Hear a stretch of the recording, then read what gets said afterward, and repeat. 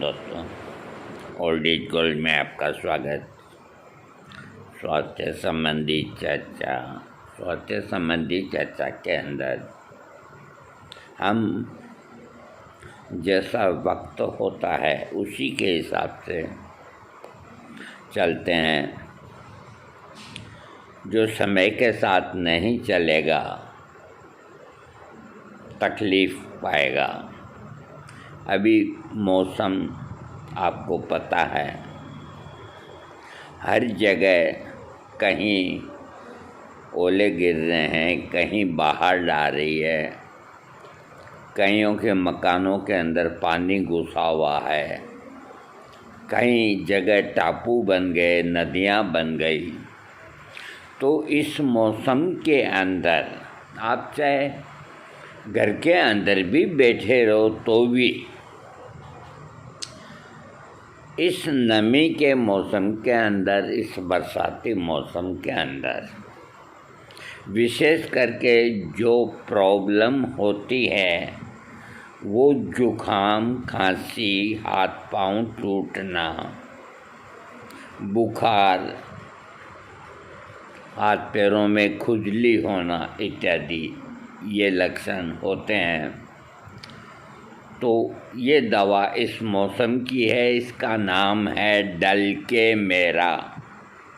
डल के मेरा 30 पोटेंसी दिन में 3 बार आप 11 दिन लें, उसके बाद डॉक्टर से एडवाइस ज़रूर करें। बरसात या नमी के सीज़न में ठंड लगने के कारण जुखाम, वात रोग, चर्म रोग हो तो डल के मेरा औषधि लाभकारी होती है। गर्मी के मौसम में अचानक ही वायु में नमी आ जाने से यदि किसी भी प्रकार का कष्ट हो तो इस औषधि का उपयोग किया जा सकता है। एकोनाइट की पीड़ा भी ठंड लगने के कारण होती है, परंतु यह ऐसी ठंड हवा से होती है जिसमें कि नमी न हो। और डल के मेरा की जो पीड़ा होती है वो ठंड लगने से तो होती ही है, परंतु ठंड के अंदर नमी रहने से ही होती है। एकोनाइट से भी बुखार या ये सब तकलीफ़ें हो जाती है। अब उसमें इसमें मामूली सा फ़र्क है जिसमें दवा बदल जाती है। और ये फ़र्क अगर चिकित्सक के दिमाग में है और वो दवा का चयन सही कर लेता है तो रोगी को आराम मिलेगा, नहीं तो वो कहेगा कि होम्योपैथिक किस काम की। यानी कि डल के मेरा के अंदर जो पीड़ा हो या जुखाम हो या खुजली हो या जो भी कुछ हो, तो उसके रोगी को ठंड जो लगती है जिस वजह से ये होता है, तो उसके अंदर नमी रहती है, एकोनाइट में नहीं। अब मैं आपको बताता हूँ शरीर के विभिन्न लक्षणों के आधार पर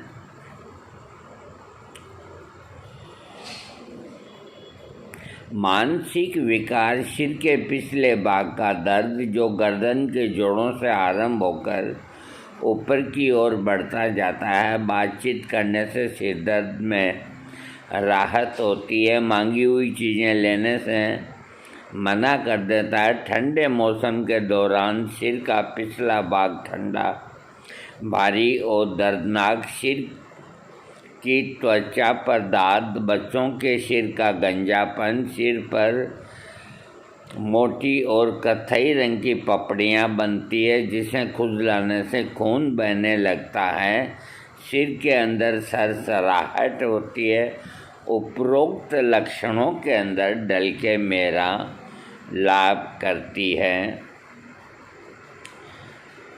इसके रोगी के नाक के लक्षण में सूखा नज़ला होना, नाक पूरी तरह से बंद होना। सर्दी के मौसम में नाक बारिश होने के बाद जुखाम के कारण बंद हो जाती है। सर्दी का मौसम हो और बारिश हो जाए तो जुखाम के कारण नाक बंद हो जाती है। गाढ़े पीले रंग की खूनी पपड़ियाँ, नाक का अधिक बहना, नाक को गर्म करने की इच्छा होना, नवजात शिशु का नज़ला जुखाम तथा हल्की सी भी ठंड लगने से नाक का बंद हो जाना आदि लक्षणों में डल के मेरा अगर चाइल्ड है तो एक खुराक 30 की बहुत होती है। आँखों से संबंधित लक्षण, जब भी सर्दी जुखाम होता है तो वह सबसे पहले आँखों को प्रभावित करता है। इसमें गाढ़े रंग का पीला स्राव, कणीय पलकें और खुली हवा में घूमने से आँखों से पानी का अधिक मात्रा में निकलना आदि आँखों से संबंधित कोई रोग है तो डलके मेरा का प्रयोग करना चाहिए। वैसे ये मौसम डलका मेरे का है।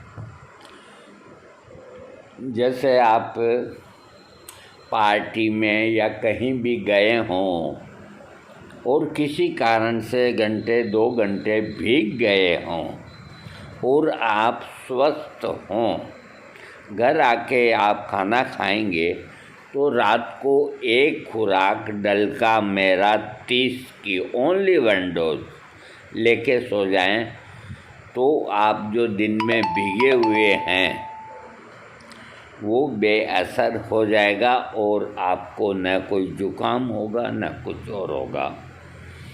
इसलिए ये इस मौसम के लिए ये दवा घर पे तो रहनी चाहिए। इसके अलावा जो कान हैं, अपने कानों में दर्द होना, मच्छरों के समान भिन्न भिन्नाहट होना, सुई के समान चुभन महसूस होना, कर्ण मूल ग्रंथियों की सूजन, कान का बहना आदि लक्षणों में डलके मेरा लाभ करती है।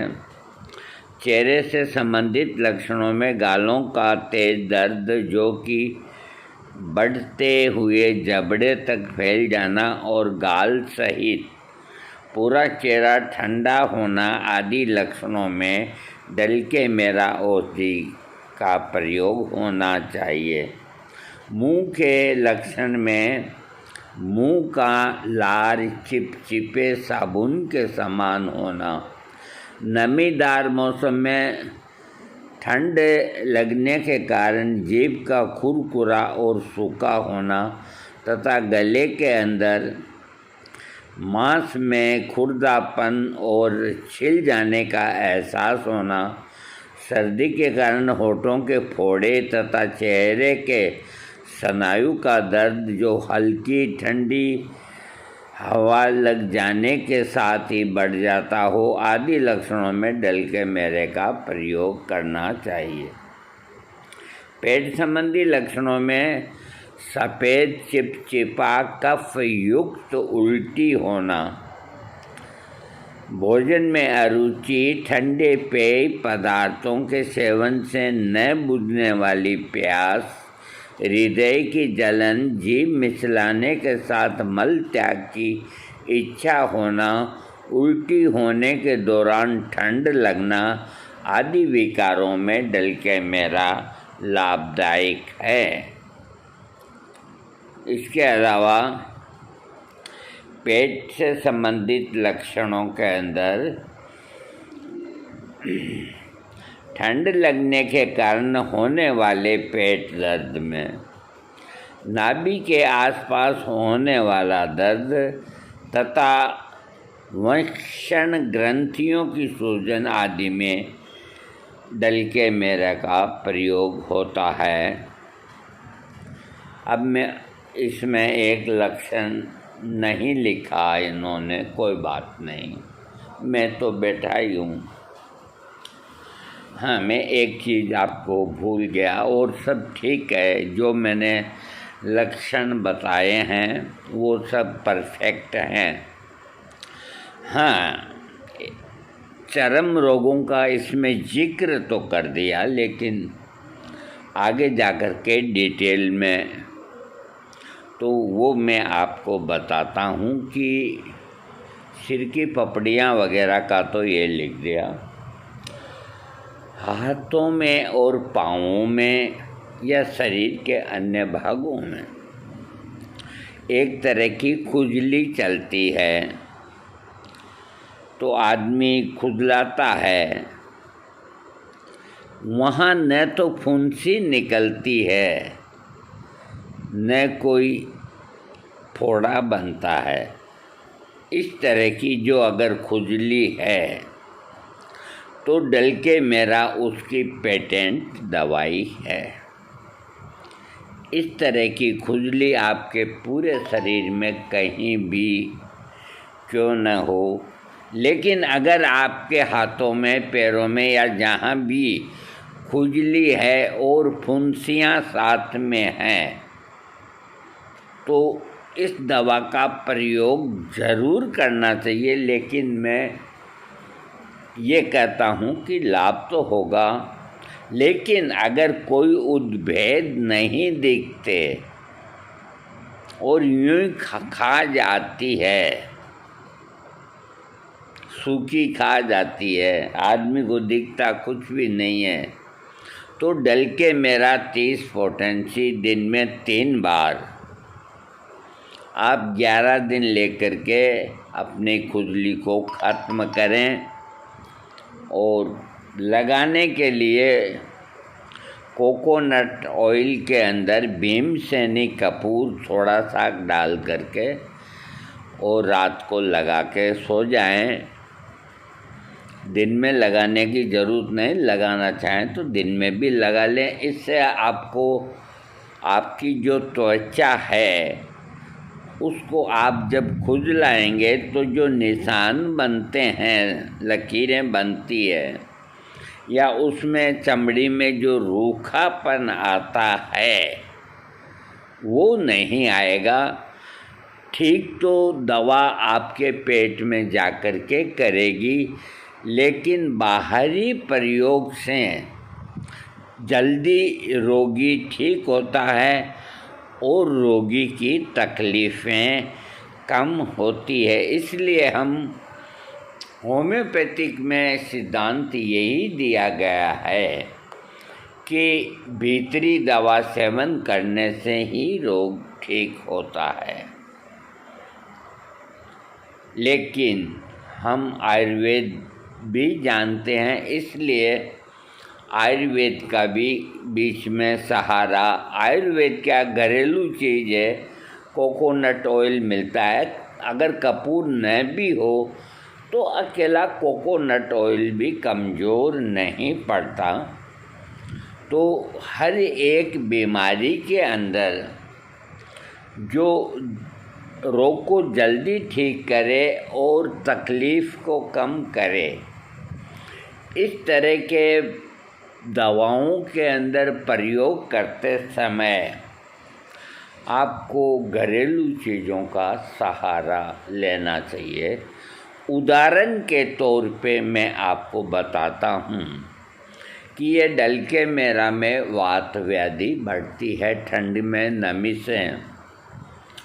अगर आपके पीठ के अंदर या यहाँ कंधे पे या यहाँ पे तेज़ दर्द होता है तो डलके मेरा 30 तो आप लें, और प्लास्टिक की जो थैली आती है, रबड़ की थैली होती है, सॉरी प्लास्टिक नो, रबड़ की थैली, तो ये प्राय सब घरों में मिलती है। तो उसमें गर्म पानी से अगर आप सेक करेंगे तो डलके मेरा तो आधी घंटा बाद काम करेगी, और वो शेक है आपको लगाते ही आराम देगा। सबसे बढ़िया चीज़ तो दर्दों को दूर करने के लिए डली वाला नमक होता है। करीब 250 ग्राम तवे पे गरम करें और थोड़ा सा भूरा होते ही उसको एक कपड़े के अंदर पोटली बना लें और जहाँ दर्द है चमड़ी न जला दें, सुहाता जब तक वो 15-20 मिनट में ठंडा नहीं हो जाए, जब तक उसका सेक एक ही जगह नहीं 4-5 जगह आसपास में करते रहेंगे तो आपको तुरंत आराम मिलेगा। और आपको जो दवाई ले रहे हैं होम्योपैथिक या आयुर्वेदिक जो भी ले रहे हैं, उस दवा को काम करने में हेल्प मिलेगी और आपको भी आराम आएगा। इसी तरह है, मान लीजिए घुटनों के अंदर दर्द है। अब नमक का शेक पर्टिकुलर स्थान पे ही होता है, जैसे कंधे पे हो गया, पीठ पे हो जाता है, गर्दन के पीछे हो जाता है, उसके अलावा पैर के पंजे पे हो जाता है, बाकी के हिस्से पे दोनों जंघाओं पे थोड़ी मुसीबत आती है, तो उसके अंदर आपको फिर नमक का शेक न करके और तेल, माल कांगनी का तेल, माल कांगनी का तेल 1 चम्मच उसके अंदर आप जैतून का तेल डाल लें या तिल का तेल डाल लें। बस ये तेल तैयार है। उससे आप अपने घुटनों पे खुद करें। देखो ऐसा है कि एक कहावत है कि खुद की जलाई और दूसरे की बुझाई, खुद की जलाई और दूसरे की बुझाई समान होती है। इसका मतलब ये होता है कि जैसे कहीं आग लग रही है तो आपने आपके पास में बैठे हुए आदमी को कहा कि जाके बुझा के आओ, वो 2-4 मिनट का टाइम लगा देता है इधर उधर में। इतने में तो बहुत नुकसान होता है। तो उससे तो अच्छा है कि आप खुद ही उठ करके, तो ये एक कहावत है, खुद की जलाई दूसरे की बुझाई समान होती है। तो आप अपने घुटनों पे अथवा अपने हाथों पे अथवा जिनके हाथ लंबे होते हैं, अभी मेरे जो हाथ हैं, मेरी पूरी पीठ इधर इस साइड तक, यहाँ इस कंधे पे, राइट कंधे तक आ जाते हैं मेरे। ये जो बायां हाथ है ये राइट कंधे तक आ जाता है। तो मेरे कभी दर्द होता है तो मैं अपने हाथ से ही कर लेता हूँ, लेकिन हर जगह ये मामला नहीं होता, दूसरे की मदद लेनी पड़ती है। कई औरतों के तो कमर इतनी बढ़ जाती है कि वो आजकल तरह तरह के वो प्लास्टिक के आने लग गए, तो यहाँ डाल के उनसे खो जाती है। कोई क्या करती है, कोई क्या करती है, तो फिर कोई दूसरे से आप मालिश कराएंगे। अगर आप घुटनों पे मालिश दूसरे से कराते हैं तो वो करता तो है मालिश, लेकिन देखिए कर करा के फ्री हों। और आप अगर स्वयं करेंगे तो देखो 1-2 दिन तो अटपटा लगेगा, लेकिन अगर आप स्वयं मालिश करने लग जाएंगे तो फिर आपको कोई दूसरा मालिश करेगा ना तो वो अच्छी नहीं लगेगी।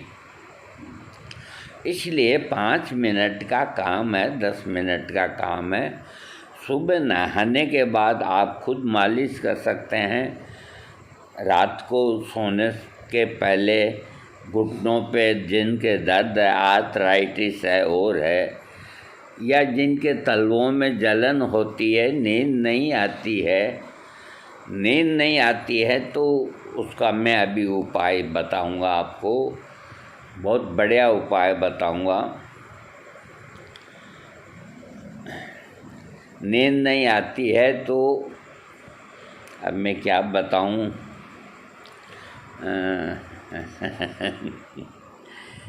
हाँ, अब देखो कई शब्द ऐसे होते हैं कि जिनका उच्चारण करना शायद ठीक नहीं होता, तो मैं नहीं करूँगा उच्चारण, क्योंकि है बहुत सरल और कोई नुकसान नहीं होता। बस मैं आपको ये दूसरे शब्दों में थोड़ा समझा देता हूँ। तो एक वो गाना है ना, समझने वाले समझ गए हैं, ना समझे वो अनाड़ी हैं। ये चांद खिला, ये तारे हंसे, ये बात अजब मत वाली है। समझने वाले समझ गए हैं, ना समझे वो अनाड़ी है। तो इस तरह की तकलीफ़ अगर है, नींद नहीं आती है, तो शिवप्रिया, अभी सावन का महीना है, भगवान शिव का ही नाम लेंगे। शिवप्रिया को थोड़ी सीख ला करके तिल के तेल में या जैतून के तेल में आप डाल दें थोड़ी सी, और गरम करें कम आँच में। जब उसका रंग उसमें आ जाए और शिवप्रिया काली हो जाए, तो उस तेल को छान के शीशी के अंदर भर लें, वो बगदे को फेंक दें, और रात को सोती टाइम सिर्फ तलवों के ऊपर उसकी आप मसाज करेंगे, आपको गहरी नींद आएगी। ये आजमाया हुआ मेरा नुस्खा है। इसी तरह शिवप्रिया को जिनके घर के अंदर गाय है, खुद का मतलब मक्खन है, और उससे बनाया हुआ घी है, तो उसी तरह थोड़े घी के अंदर गरम करके और छान के उसकी मालिश अगर करेंगे तो आपको गहरी नींद आएगी, आपका बीपी कम होगा, आपको अनेक फ़ायदे होंगे। अब अगर आप ये पूछेंगे कि भाई तलवों के ऊपर मालिश करने से नींद कैसे आएगी, पेट में तो कोई दवा खाएंगे तो आएगी, तो मैं इसका एक ही जवाब देता हूँ कि आप एक तगारी के अंदर, आजकल करेले बहुत सस्ते हैं, और जो डायबिटीज पेशेंट होता है वो 5-4 किलो करेले ले आए और एक बड़े टब के अंदर उसके गुट्टे करके और डाल दे, थोड़ा सा पानी का छींटा लगा दे हल्का सा, और खड़ा हो जाए और अपने पैरों से उनको मसलता रहे, लोनता रहे। देखो 15-20 मिनट खड़ा तो होना पड़ेगा। वो सब है जो नीचे से टूट जाएंगे और एक ऐसे लपटा सा हो जाएगा। तो जब आप ऐसा करेंगे तो 15-16 मिनट के बाद ही आपके मुंह के अंदर हल्का कड़वापन आ जाएगा। डायबिटीज में भी लाभ होगा, और ये सबूत भी हो जाएगा कि आपने रोंदा तो पैरों से हैं, तो मुंह में स्वाद कैसे आ गया। तो ये आयुर्वेद है और ये घरेलू प्रयोग है, इनको कभी गलत ना समझें। इन्हीं से ये सब कुछ निकले हैं। ये जितनी थेरेपी है आज, सब आयुर्वेद की देन है। आज आयुर्वेदिक की जड़ी बूटियाँ जब याददाश्ती के लिए एनाकार्डियम फेल हो गई तो ब्राह्मी का मदर टिंचर बन गया, शंख पुष्पी का मदर टिंचर बन गया। तो ऐसी जो घरेलू जड़ी बूटियाँ अपने ऐसे ही खरपतवार में अभी खूब हो रहा है, इस वक्त बारिश हो रही है, भृंगराज भरा पड़ा है नालियों के अंदर। पसारी के यहाँ लेने जाओ तो ओहो क्या रेट लगाएगा, गजब। लेकिन पहचान होनी चाहिए। इसी तरह अभी इस मौसम के अंदर लट जीरा बहुत होता है, उसको लट जीरा को संस्कृत में अपामार्ग कहते हैं। तो अपामार्ग को यूँ उखाड़ेंगे तो नीचे से ऐसी जड़ निकलेगी सफ़ेद रंग की, उसकी मिट्टी हटा करके बाकी हिस्सा काट दें। 6 इंच की जड़ से आप मुंह में कूंची बनावें, जिस तरह नीम की दातुन की।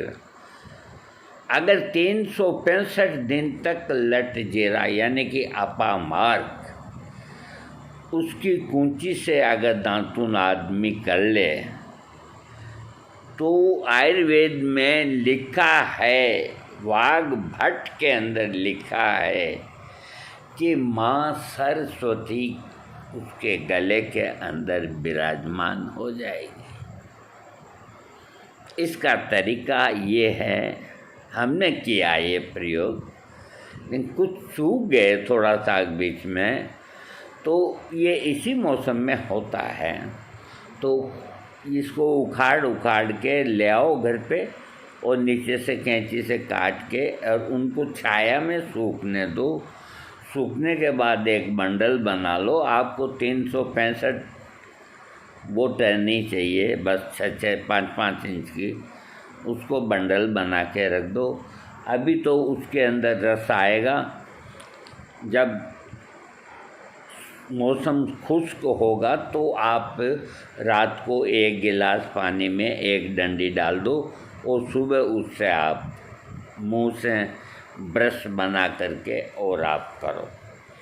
इतना ज़बरदस्त होता है अपामार्ग, जो कि आदमी के वज़न को भी कम करता है, आदमी के शरीर की कितनी ही बीमारियों को कम करता है, जिसको आप अभी इस मौसम में फोगट के अंदर ले सकते हो। एक और चीज़ बता देता हूँ, बाज़ार जाते हो गोखरू दीजिए, दुकान पे जाते हो गोखरू का पाउडर दीजिए। अरे इतना गोखरू हो रहा है अभी, ओहो, ऐसे ही उखाड़ के फेंकते हैं, कोई वैल्यू नहीं। ये पंसारी मतलब थोड़ा बहुत पैसे दे के लड़कों से ले लेते हैं, आपसे 10 गुने वसूल करते हैं।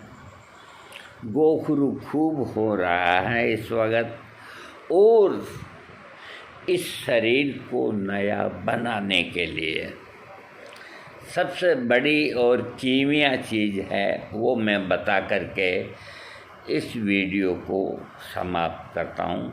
मैं एक बात आपको और बताता हूँ, आप मेरा कोई भी वीडियो ऊपर नाम देख करके कभी डल के मेरा को तो हम जानते हैं, थोड़ा सा सुन के रख दिया, आप बहुत बड़े घाटे में रहोगे।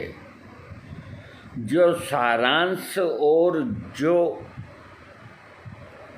क्या बताऊं आपको, जो आपके काम की चीज़ है उसको हम बाद में बताते हैं।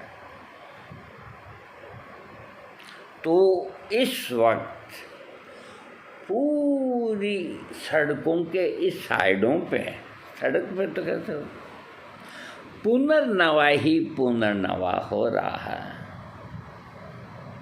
पुनर्नवा का नाम इसलिए पड़ा कि 2 छींटे पड़ते ही वो हरा हो जाता है।